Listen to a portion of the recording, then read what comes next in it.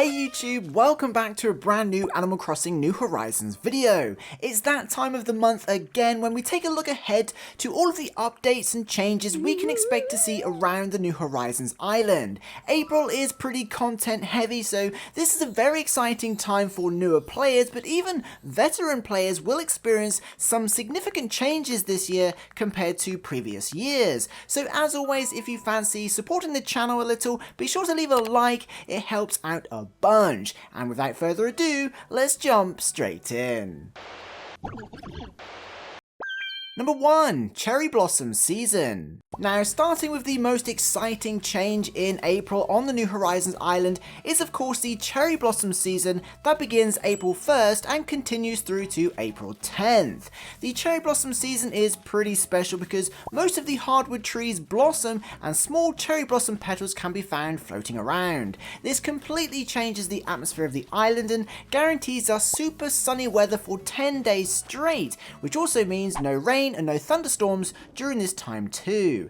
This year the Cherry Blossom Season doesn't overlap with any events, so it will be much easier to find any DIY recipes you may still be looking for, but more on that shortly.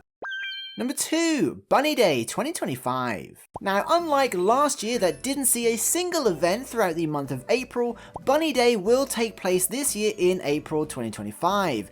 Last year, Bunny Day fell in March, and the year before it fell in early April, which meant it coincided with the Cherry Blossom Season. However, this year, it falls the latest it ever has since launch, taking place on April 20th, which of course means we'll have to enjoy a late Bunny Day and without any cherry blossom this time. Anyway, April 20th sees Zippity Bunny return for the 6th time since launch, which is crazy to say, to host Bunny Day, and of course various Bunny Day eggs will take over our island for 8 days in the lead up to the event. This is much shorter than previous years too.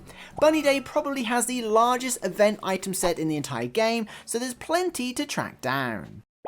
Number 3. Seasonal Materials. Now, before we get on to another significant change for newer players, we have to quickly highlight the updates to seasonal materials around the island. Whilst young spring bamboo continues to spawn throughout spring, the Cherry Blossom Season introduces a second material.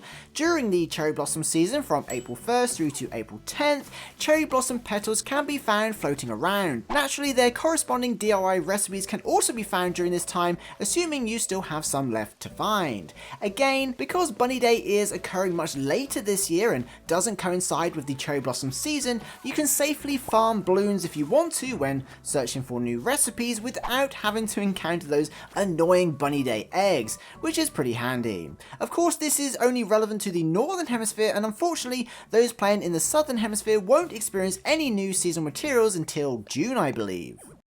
Number 4. Kapp'n Islands. Now, something you may not know, especially if you're new to New Horizons, is that many islands you can encounter on Kapp'n's boat tours actually require unlocking. And one that might come to mind is of course the Cherry Blossom Island, given we're about to experience the Cherry Blossom Season. Now, if this is the first time you're about to experience the Cherry Blossom Season on your current New Horizons island, you'll be glad to know that from April 10th, you'll unlock the Cherry Blossom Island, and it will be added to the pool of islands Kapp'n can now take you to. This is a one-time kind of thing, and these types of islands are unlocked once you've experienced the corresponding season on your own island. So if this is the first time you're experiencing this season, you'll soon unlock a new Kapp'n Island, which is cool. I wanted to include this because even though I started this series back at launch around 5 years ago now, I want to continuously make each episode better and include as much information as possible for you.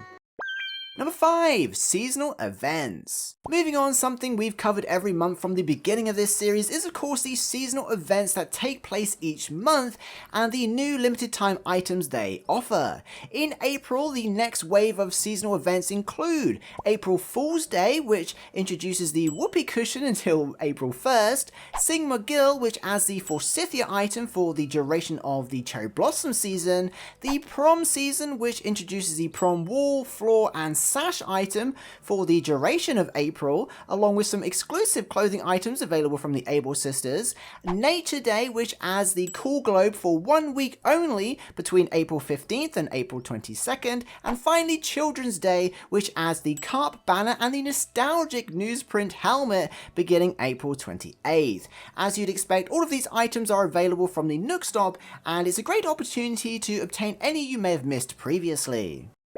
Number 6. Weather phenomena. Now, we've already highlighted that the first 10 days of April will see continuous sunshine with 0 chances of rain or thunder, but that's not the only weather phenomena to change in April. Once April arrives, it will no longer be possible to encounter both river and sea fog, which are very subtle weather phenomena you often experience near the water super early in the mornings around 5 AM. This may be the most subtle change in the entire game, but if you're an early riser, it's definitely something you'll notice. Similarly, due to the lack of rain, rainbows can't be seen for a couple of weeks. Again, this is only relevant to players in the northern hemisphere, of course, because it's the opposite in the southern hemisphere, as even heavy fog becomes more common over the coming weeks. Number 7. Bushes. Now, another thing I've enjoyed including in these videos, with the mission of providing as much information for you as possible, is the subtle changes to the bushes we get to experience month to month, and April is no different, at least for the northern hemisphere. Both red and pink camellia bushes that bloomed back in January have now stopped flowering, and once the cherry blossom season is over, both pink and white azalea bushes will bloom instead from April 11th through to May. Interestingly, I think the cherry blossom season is one of the few times not a single bush is flowering. Anyway, players in the southern hemisphere won't experience any changes in April, as pink and white plumeria and red and yellow hibiscus all stop flowering in March, with orange and yellow tea olives blooming in their place, continuing throughout the month of April. Again, not the most important information out there, but very useful for those who decorate their islands seasonally.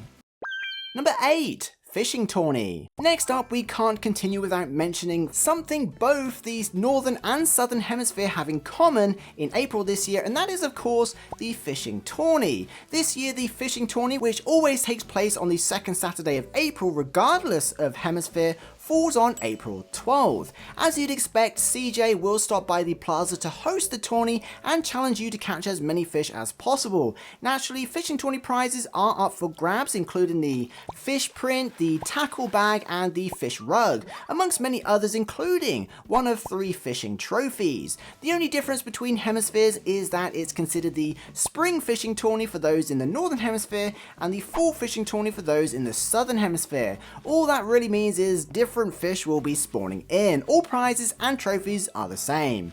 Anyway, I always say this is a great time to take part, even if you have done previously, as it's a great opportunity to obtain items you may have missed, or even the chance to earn a different colored trophy than you received in the past. Number 9. Stationery. Again, another super tiny detail you may miss, especially if you don't regularly send mail to friends or villagers, is the different types of stationery available each month. It's spring right now in the northern hemisphere, so the full bloom card, the cherry blossom card, and the dandelion card continue to be available for the duration of spring at the postcard stand. As you'd expect, fall alternatives are available for those in the southern hemisphere, and given Bunny Day is right around the corner, the Bunny Day card is also available and continues to be until May. Number 10. Critters. Next up, we have one of the most obvious updates to island life, and that is the types of bugs, fish, and deep sea creatures we can encounter throughout the month of April. In the northern hemisphere, we can encounter 22 new critters, including the Madagascan sunset moth, the snapping turtle, and the lobster, to name but a few. Those in the southern hemisphere can encounter only 6 new critters, including the ladybug, the dab, and the spiny lobster, amongst others. Again, it's a pretty obvious change, but a great time to check your museum if you're looking to 100% it and keep Blathers happy.